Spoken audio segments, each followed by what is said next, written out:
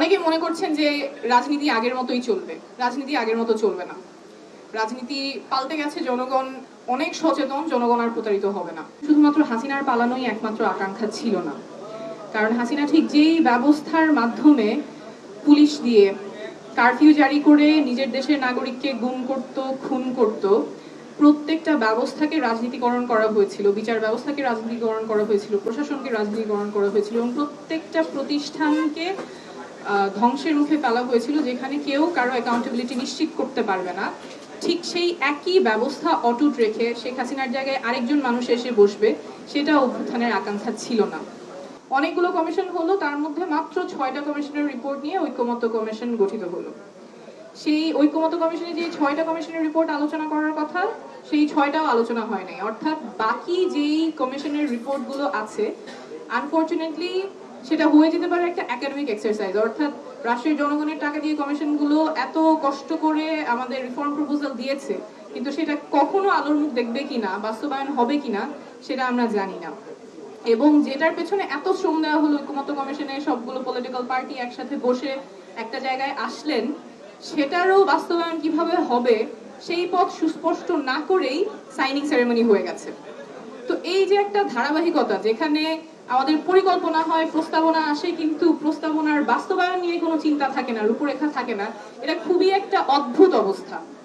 আমরা তো যে কোনো পরিকল্পনা করি সেটা বাস্তবায়নের জন্য, কিন্তু বাস্তবায়নের রূপরেখা ছাড়া ওই পরিকল্পনার অর্থ কি? জনগণের ট্যাক্সের টাকায় যে কমিশন রিফর্ম প্রপোজাল গুলো আসছে, সেটার বাস্তবায়নের কোনো রূপরেখা থাকবে না, এটার কি অর্থ? এবং এটা যে এবারই প্রথম হয়েছে এমন না, অনেকবার এরকম কমিশন, টাস্ক ফোর্স গঠন করা হয়েছে যেটার বাস্তবায়ন হয় নাই।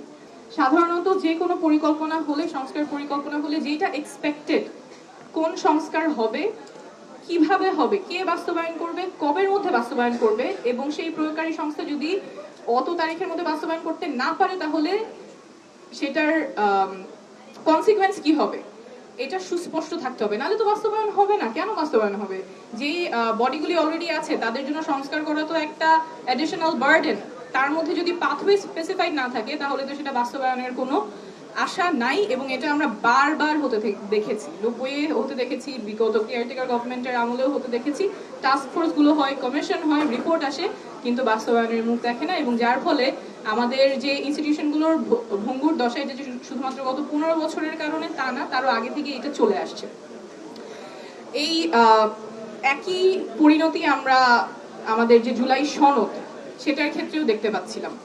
জুলাই সনদ নিয়ে এত এত ডায়ালগ, এত নেগোসিয়েশন, এত এফোর্ট, সবগুলো পলিটিক্যাল পার্টি একটা জায়গায় এসেছে যে আমাদের পরিবর্তন প্রয়োজন এবং এই পরিবর্তনে আমরা কমিট করছি যে পরিবর্তনটা আমরা বাস্তবায়ন করব। তারপরেও বাস্তবায়নের পথরেখা নাই, এবং বাস্তবায়নের পথরেখা না থাকার ফলে জাতীয় নাগরিক পার্টি শেষমেশ এখানে সই করতে পারেন নাই। আমরা সই করতে চাই, বাস্তবায়নের নির্দিষ্ট যাতে পথরেখা থাকে। এবং যেভাবে আমরা যে কথাটা বলছি যে কে বাস্তবায়ন করবে, কবের মধ্যে করবে এবং না করলে কি হবে, এইটা স্পষ্ট থাকতে হবে প্রত্যেকটা সংস্কারের ক্ষেত্রে, জুলাই সনদের ক্ষেত্রেও।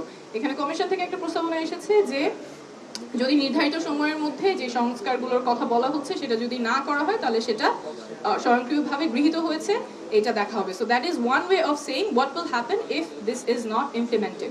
দেয়ার can be other ways, but what is the other way? We cannot leave it without consequences. যদি এটা না হয় তাহলে কি হবে, সেটা যদি স্পষ্ট না হয় তাহলে হয়তো এটা হবে না। তো সেই ক্ষেত্রে আমাদের পথরেখাটা খুবই সুস্পষ্ট থাকতে হবে যে সনদ কিভাবে বাস্তবায়ন হয়। কারণ অনেকবার আমরা প্রতারিত হয়েছি, অনেকবার দেখেছি যে এগুলো একাডেমিক এক্সারসাইজ হিসেবেই থাকে, কাগজ হিসেবে থাকে, জনগণের কোনো কল্যাণে আসে না। ওই রাস্তায় আমরা আর ফেরত যাব না। অনেকে মনে করছেন যে রাজনীতি আগের মতোই চলবে। রাজনীতি আগের মতো চলবে না। রাজনীতি পাল্টে গেছে, জনগণ অনেক সচেতন, জনগণ আর প্রতারিত হবে না।